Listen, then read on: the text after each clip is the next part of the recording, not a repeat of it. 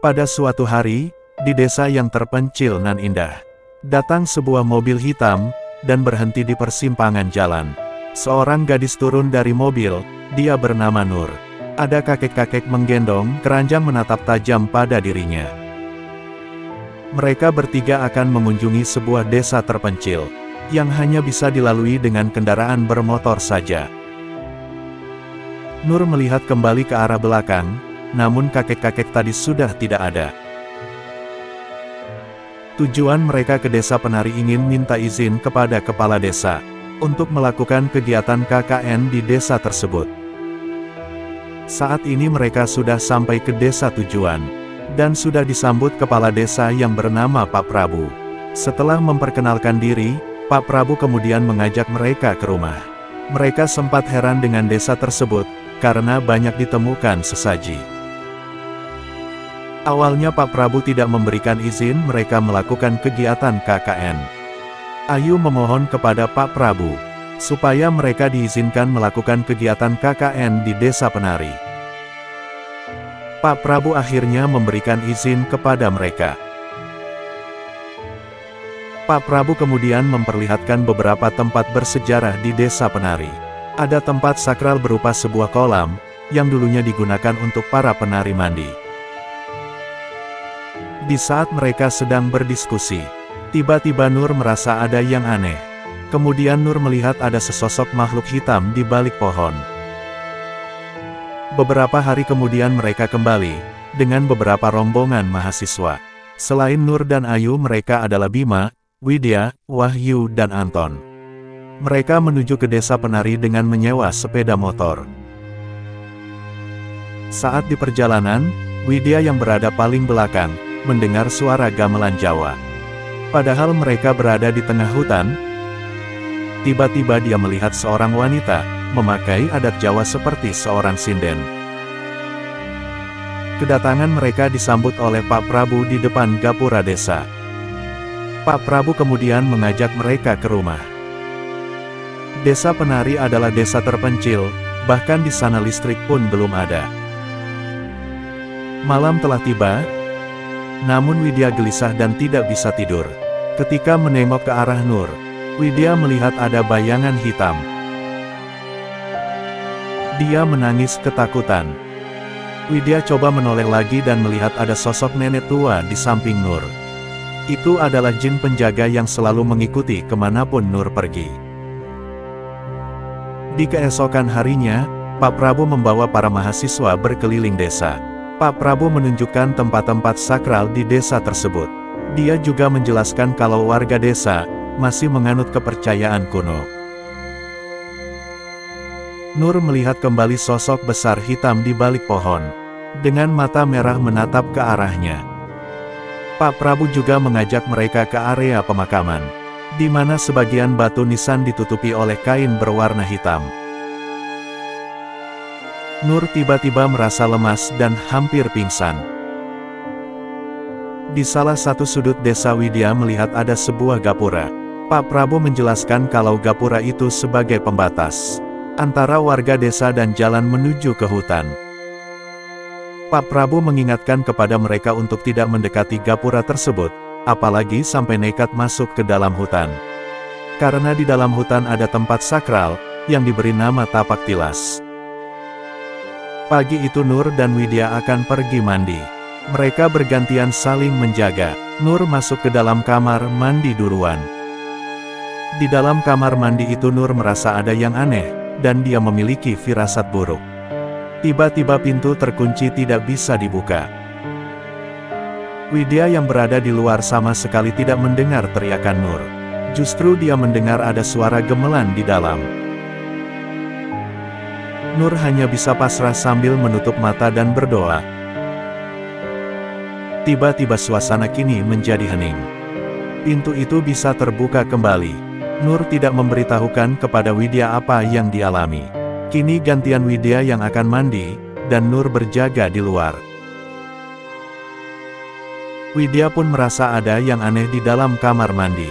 Suara gamelan itu terdengar kembali, ditambah dengan suara sinden yang sedang bernyanyi. Karena penasaran, Nur mengintip melalui celah-celah lubang. Nur kaget melihat ada sesosok sinden di dalam. Begitupun Widya, dia dikagetkan dengan sesosok sinden yang ada di depannya. Mereka bergegas pergi dari tempat tersebut. Malam itu Nur datang menemui Pak Prabu dan Mbah Buyut. Mbah Buyut adalah sesepuh desa penari. Nur bercerita tentang keanehan yang dialami selama berada di desa ini. Mbah Buyut menawarkan segelas kopi kepada Nur. Nur sempat menolak, tapi Mbah Buyut sedikit memaksa. Akhirnya Nur pun meminum kopi itu. Bagi Nur, kopi itu terasa enak dan sama sekali tidak pahit. Mbah memotong sebuah ayam cemani sebagai syarat, dan mengatakan kepada Nur yang dia lihat adalah salah satu sosok penghuni desa. Makhluk itu marah karena ada jin penjaga di dalam tubuh Nur. Mbah Buyut lalu berkata, bahwa makhluk hitam tersebut tidak akan mengganggu Nur lagi.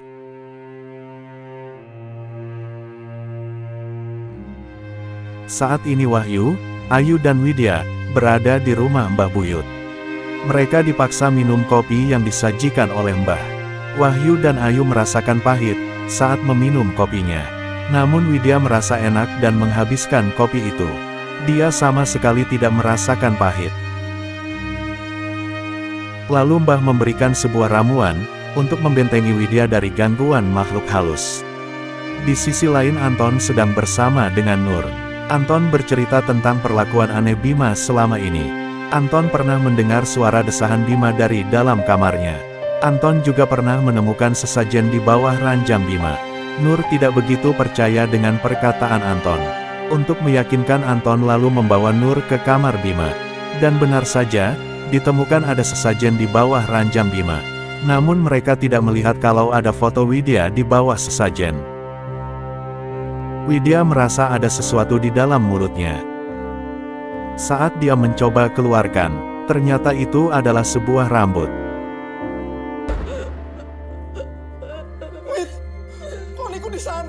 Nur tak sengaja mendengar pembicaraan Bima dengan Ayu. Bima marah kepada Ayu karena telah menghilangkan sebuah gelang. Bima menitipkan gelang itu kepada Ayu dengan maksud agar Ayu memberikannya kepada Widya. Namun kini gelang itu malah hilang. Siang itu Nur sedang mencari Bima dan Ayu. Nur datang ke tempatnya Bima dan Ayu, yang seharusnya mereka berada di tempat tersebut. Tapi Nur tidak melihat keberadaan mereka berdua.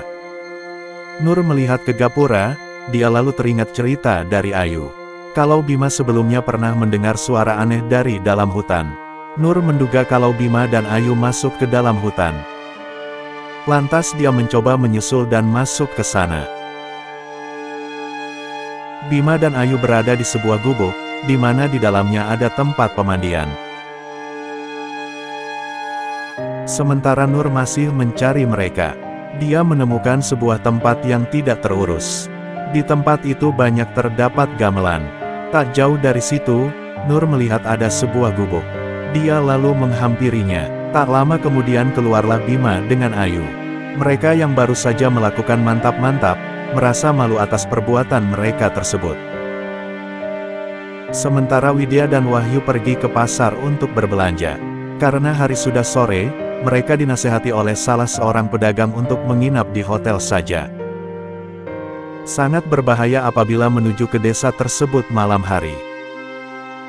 Namun Widya dan Wahyu memilih untuk tetap pulang ke desa. Hari sudah mulai gelap, Widya dan Wahyu pulang menuju desa. Tiba-tiba di tengah perjalanan motor mereka mati. Tak jauh dari sana mereka melihat kakek tua sedang duduk. Widya dan Wahyu mencoba mendekati sang kakek. Kakek itu bersedia membantu mereka. Dia pun menawarkan kepada Widya dan Wahyu untuk mampir dulu karena di kampung tersebut sedang ada hajatan. Saat itu Wahyu dan Widya melihat ada sebuah pesta yang sangat meriah, di mana suara musik gamelan dan orang-orang menari bersama dengan para sinden. Tiba-tiba kakek tadi datang dan memberitahu kalau motornya sudah selesai diperbaiki. Kakek juga menyuruh Wahyu untuk membungkus makanannya jika masih kurang. Wahyu pun mengambil makanan dan membungkusnya. Saat mereka akan pergi dari sana, anehnya pesta itu pun langsung berhenti. Dan semua orang hanya terdiam melihat ke arah mereka. Di rumah, Nur sedang marah atas perbuatan mesum yang dilakukan Bima dan Ayu. Tak lama Wahyu dan Widya datang. Wahyu bercerita kepada mereka apa yang dialami tadi di jalan. Mereka yang mendengar tidak percaya dengan apa yang diceritakan Wahyu. Untuk meyakinkan, Wahyu kemudian membuka oleh-oleh yang dia dapatkan dari sana. Namun ketika bungkusan dibuka, makanan yang dia bawa berubah menjadi kepala monyet penuh dengan darah. Kecurigaan Nur terhadap Bima dan Ayu membuat Nur mencari tahu apa yang ada di dalam tasnya Ayu. Di dalam tas itu, Nur menemukan ada sebuah selendang hijau. Beberapa saat kemudian Nur mendengar ada suara dari arah luar. Dari balik bayangan, terlihat seperti sinden. Setelah masuk ternyata itu adalah Widya. Ternyata dia adalah Badarawuhi, yang menyerupai Widya. Dia mengancam Nur, agar tidak ikut campur dengan urusan Ayu dan Bima. Jika ikut campur, Badarawuhi tidak segan-segan akan melukainya. Subuh itu setelah selesai sholat, Bima menangis menyesali apa yang telah dia perbuat. Bima bercerita awal mula semua ini bisa terjadi. Bima dimimpikan melihat Widya yang diselimuti oleh ular.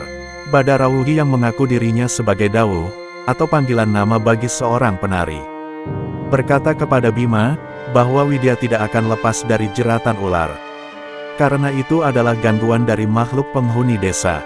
Namun Dawu bisa menolongnya, asalkan Bima mau mengikuti perintah Dawu. Bima disuruh datang ke tapak tilas yang ada di dalam hutan, dan masuk ke dalam sebuah gubuk yang ada di sana. Dia diminta untuk mengambil sebuah gelang, seperti yang dipakai Dawu. Dawu minta gelang itu diberikan kepada Widya.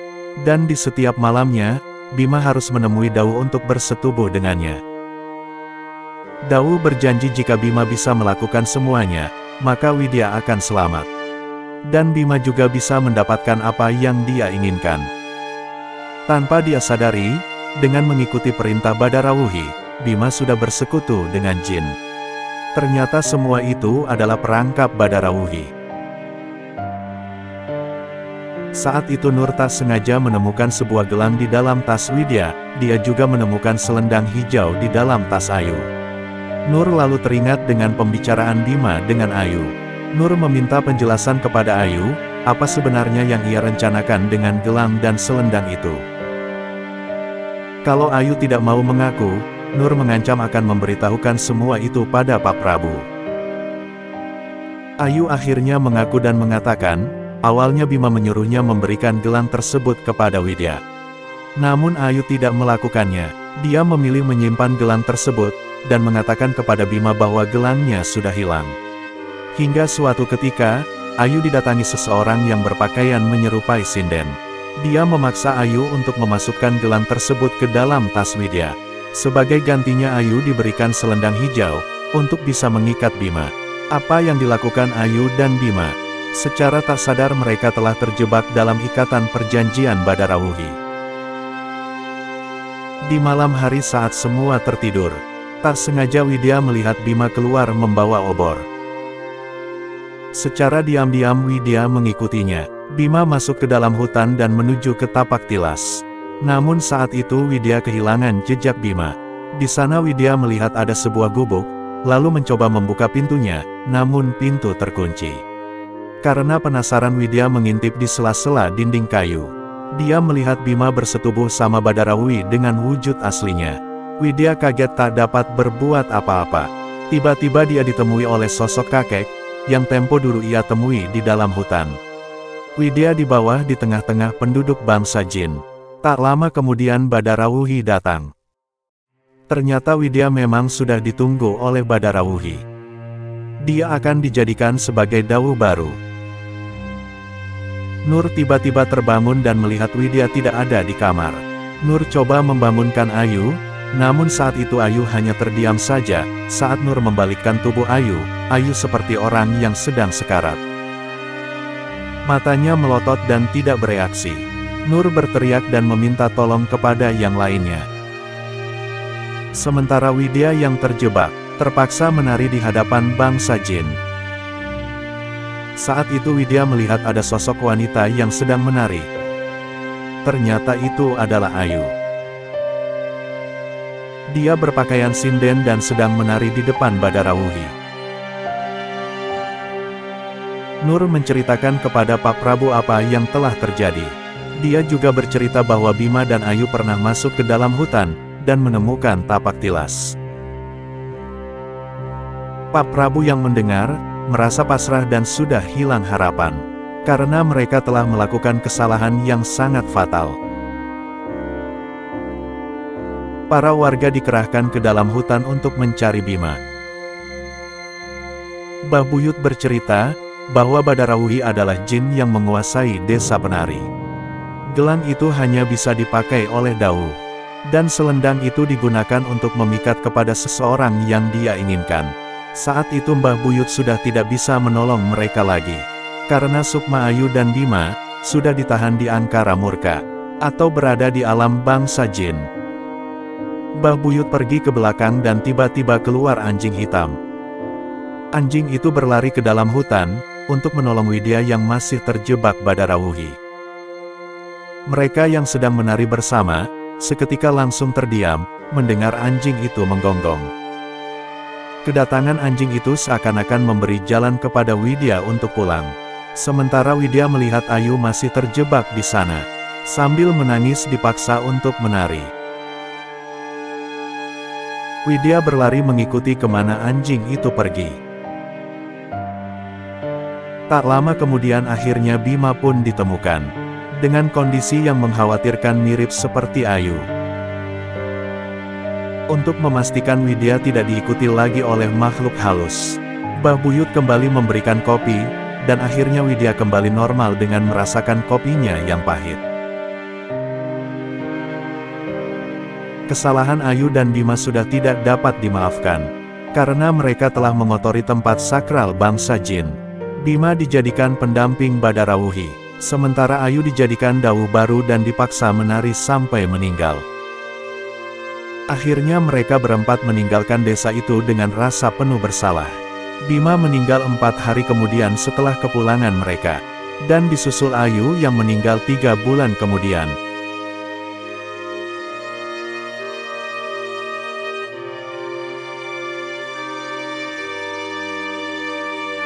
Itulah tadi alur cerita film yang berjudul KKN di Desa Penari.